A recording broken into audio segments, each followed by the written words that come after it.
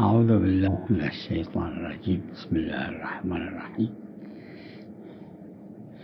در یکی از زیارتهای امام حسین علیه السلام که شیخ صدوق رضوان الله علیه فرموده این صحیح ترین زیارات امام حسینه، اصح زیاراته روایتاً.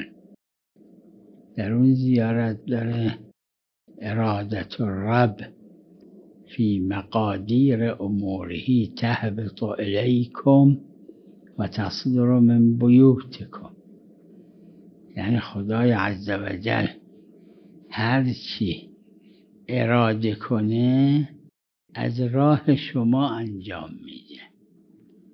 تهبط الیکم و تصدر من بیوتکم، لذا هیچ اشکال نداره آدم از خدای عزوجل حاجت بخواد یا از امام حسین علیه السلام حاجت بخواد. خدای عزوجل تمام قدرت ها را در اختیار اونها قرار داده، اشکال نداره.